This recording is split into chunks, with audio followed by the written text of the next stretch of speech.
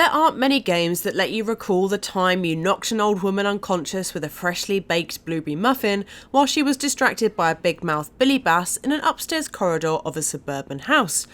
Or that time you gave a tattoo directly to a man's eardrum after walking boldly into his drug-funded mansion, pretending to be a famous reality TV star/artist who's mysteriously lost all his own ink and comes sporting an entirely different face. Throughout the entire history of the Hitman series, the games have embraced this silliness, the slightly surreal, and that kind of tongue-in-cheek humour that means no one really questions the validity of Agent 47's disguises. Thankfully, Hitman 2 retains all of that, and regularly plays on those ideas. Plenty has been changed for Hitman 2 though, particularly when you compare it to the 2016 Hitman release. The last series entry arrived in perfectly packaged episodic chunks, regularly delivering players brand new sandboxes to mess around in. But Hitman 2 has ditched that release schedule, and instead you're getting all 6 locations in one. But unfortunately, you can tell from the second you try to install Hitman 2 that it was originally designed as an episodic release, and the machinery of that delivery system is evident everywhere. For instance, you have to download each of the 6 levels separately, along with another chunk that counts as the main game. That might sound fantastic for anyone wanting to just download the first level and get playing, but actually it's just a sneak preview at just how fragmented the game can feel. If you bought the last Hitman, you'll have access to all the episodes here, but if you didn't, they'll serve as a constant reminder that Hitman 2 is the sequel to something that you don't own, but probably should, but also really enforce the overarching feeling that Hitman 2 is like an expansion pack to those episodes rather than a complete sequel. It doesn't help that the cutscenes that play out between Hitman 2's 6 levels are really nothing to write home about. While the briefings that introduce each level are beautifully rendered in the game's engine, the actual story cutscenes are odd, animatic affairs, which don't do justice to the substantial story narrative on offer. I found myself regularly tuning out to the cutscenes because they are just so disengaging, and having to go back through them to understand why I was taking down all of these various targets. Of course, it doesn't really matter in the grand scheme of being an assassin, but those who are here for Hitman lore may struggle with the story delivery outside the missions themselves. Strong as you, they have to pay for what they did. It needs to stop. You need to stop. However, although there are definitely quirks to Hitman 2, there's also plenty to praise. Each level is a beautifully crafted sandbox playground that you'll want to frolic and cause havoc in for hours on end. Not literal sandboxes, mind. Can you imagine the sand issues with all those costume changes? Ugh, crevices.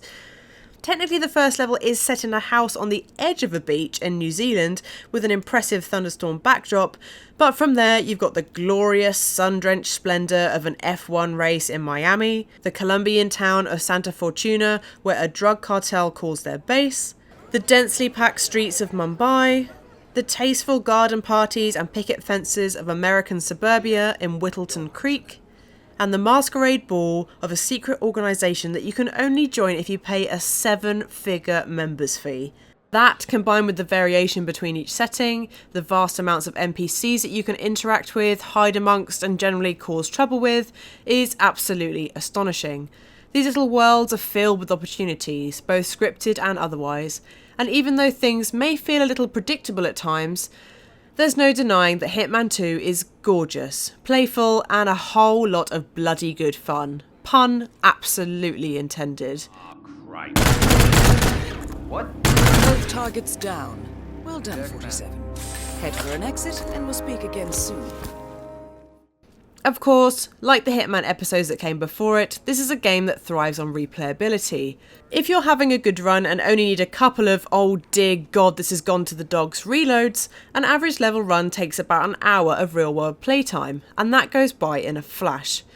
You'll be able to see a mission story for each character through in that run, but the game will strongly recommend you pretty much explore each one to understand the full story before moving on to the next level. And it's definitely worth it too, because not only can they provide some comic genius, they'll also show you the level in full. Each one is packed with secret areas, potential costume changes, weapons, entrances and exits, and more. It really is a playground, and the missions are just a guide. It's up to you to come back later and use your creativity to craft your own stories with the tools on offer in each one. That'll help you in Ghost Mode too, the brand new multiplayer on offer with Hitman 2. It's basically playing through each level again, but there are 2 assassins working to take out the same randomly generated target. All you've got to do is beat them to the kill. Kill anyone else apart from the target and your opponent will be notified, so trying to cause as little ruckus as possible is definitely the way you want to go. But of course, as with all things Hitman, your best intentions may not always come to fruition. It's glorious, messy fun, the kind that keeps your heart firmly wedged in your throat and your palms vaguely sweaty. It's just a shame though that Sniper Assassin mode only comes with one map. For anyone who pre-ordered the game and has been playing that map ever since, it came as a bit of a disappointment that there's still only that one locale to devour. However, the Ghost and Sniper Assassins mode are merely meant to round out the main package, adding to that sense of replayability and discovery that's always been at the series' core. There are definitely oddities to the game's presentation that suggest it was a little rushed out the door, but I can't fault the fact that it offers delicious, murderous fun right from the get-go, and that's really all you need from Hitman 2. So with all that in mind, we're giving Hitman 2 3.5 stars. So that's our full review of Hitman 2. If you want more content from us, click the buttons on the left, and don't forget to hit that big button in the middle for more news, reviews, previews and more from us here at Games Radar Plus.